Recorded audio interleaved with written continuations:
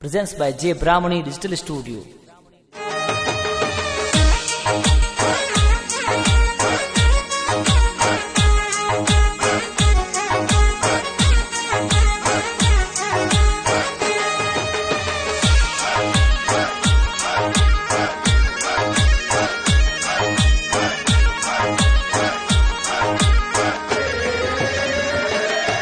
हर निंबला न गावरा राजू जी तो मौज घणी मनावे जी।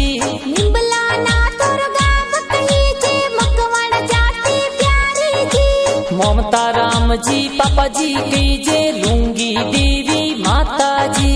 चेतन सुमरम वैसा कही जे प्यारा घड़ा लागे जी।